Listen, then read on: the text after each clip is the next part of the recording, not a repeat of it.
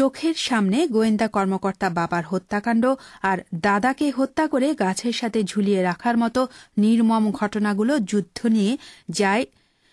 নিয়ে যায় ড লায়লা পারভিন বানুকে। দেশ স্বাধীন না হওয়া পর্যন্ত তিনি মুক্তিযোদ্ধাদের সেবা করেছেন, দিয়েছেন প্রশিক্ষণও। আরও জানাচ্ছেন হোসাইন আব্দুল হাই। Deutsche Welle, Monalisa. 1949 সালের 14 সেপ্টেম্বর কুষ্টিয়ার ধর্মদহ গ্রামে প্রগতিশীল পরিবারে জন্ম ডাক্তার লায়লা পারভিন বানুর। বর্তমানে সাভারের গণবিশ্ববিদ্যালয়ের গণস্বাস্থ্য সমাজভিত্তিক মেডিকেল কলেজের অধ্যক্ষ ও অ্যানাটমি বিভাগের প্রধান। 1971 সালের এপ্রিল মাস ডাক্তার বানু তখন রাজশাহী মেডিকেল কলেজের 3য় বর্ষের ছাত্রী। বাবা আজিজুর রহমান ছিলেন পুলিশের কেন্দ্রীয় গোয়েন্দা সংস্থার পরিদর্শক। 14 এপ্রিল সকাল 8:30 কেন্দ্রীয় গোয়েন্দা সংস্থার রাজশাহী অফিসের সামনে এসে থামে হানাদার বাহিনীর ট্রাক। একে একে 5 জন অফিসারকে টেনে হিঁচড়ে অফিসের সামনেই লাইন করে দাঁড় করায়। নিমেষেই গর্জন করে উঠল মেশিন গানগুলো। ঘটনাস্থলেই মারা গেলেন তার বাবা ও গোয়েন্দা সংস্থার পরিচালক।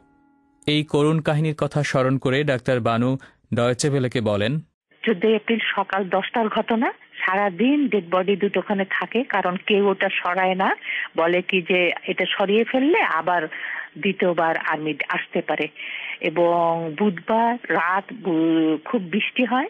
বৃহস্পতিবার সারাদিন এই ডেড বডি দুটোখানে পড়ে থাকে এবং ফুলে ফেপে ফাটতে শুরু করে। সন্ধ্যার সময় বৃহস্পতিবার 2টো ট্রাক ভর্তি পাক আর্মিরা সব ডেড বডি নিয়ে ওখানে আসে।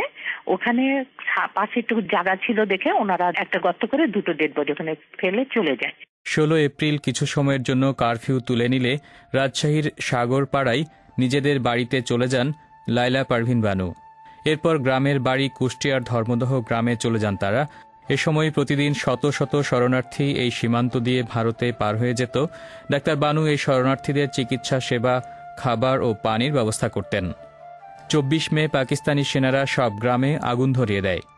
এরপরই আরও এক হৃদয় বিদারক ঘটনার খবর আসে ডাক্তার বানুর কাছে। খবর পান তাঁর দাদা পিজারউদ্দিন মণ্ডলের লাশ লুঙ্গি পেঁচানো অবস্থায় গাছের সঙ্গে ঝুলিয়ে দিয়েছে পাকিস্তানি সেনারা। বাবা ও দাদার এমন করুণ মৃত্যুই তাকে যুদ্ধে অংশগ্রহণে বেশি করে উৎসাহ যোগায়। ছোট ভাইকে নিয়ে ভারতের করিমগঞ্জে চলে যান যুদ্ধের প্রস্তুতি নেওয়ার জন্য। জুনের প্রথম দিকে গোবরা ক্যাম্পে হাজির হন ডাক্তার বানু। সেখানে সেবামূলক, আত্মরক্ষামূলক ও প্রাথমিক চিকিৎসার প্রশিক্ষণ নেন। সৈয়দা সাজেদা চৌধুরী ওই ক্যাম্পে মেয়েদের অস্ত্র প্রশিক্ষণের ব্যবস্থা করেছিলেন। তিনি সেখানে অস্ত্র প্রশিক্ষণও নিয়েছিলেন। তার ভাষায়, 24 মে সব গ্রাম জ্বালিয়ে পুড়িয়ে দেয় পাক আর্মিরা। তখন আমি আমার চাচাকে বলে ওপারে চলে যাই এবং বলি যে আমি যুদ্ধে যাব। তখন আমার চাচা বলে কি যে তোমার আম্মাকে আমি কি জানাবো। আমি বললাম যে আমার বয়স এখন 21 বছর, আমার দায়িত্ব আমি নিতে পারি।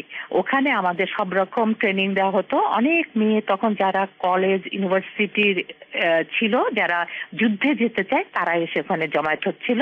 আমার মেন কাজ ছিল Saint John's Ambulance Association training দিয়ে চলে যাওয়ার পরে আমি মেডিকেল এগুলো সারা ওদের বুঝিয়ে দিতাম সব ছাত্রীদের। এদের ফার্স্ট এড মেনলি ট্রেনিং করে এবং অন্যান্য ট্রেনিং দিয়ে ওই বর্ডারে পাঠিয়ে দিতে হবে, যেখানে আমাদের আহত মুক্তিযোদ্ধাদের হসপিটালগুলো আছে। যে প্রত্যাশা নিয়ে বাংলাদেশকে স্বাধীন করার জন্য সর্বোচ্চ প্রচেষ্টা চালিয়েছেন ডাক্তার লায়লা পারভিন বানু, তার কতটা পূরণ হয়েছে? এমন প্রশ্নের জবাবে তিনি বলেন, আমাদের একটা হলো দেশ আমরা স্বাধীন পেয়েছি, একটা ভূখণ্ড পেয়েছি, একটা পতাকা পেয়েছি, কিন্তু যেটা জাতির জনক 7ই মার্চে বলেছিলেন, এটা আমাদের মুক্তির সংগ্রাম, স্বাধীনতার সংগ্রাম। সেই 2য় নম্বরটা আমরা পেয়েছি, কিন্তু মুক্তির সংগ্রামটা এখনো পাইনি, অর্থ সামাজিক সাংস্কৃতিক মুক্তি। Deutsche Welle, Mona Lisa.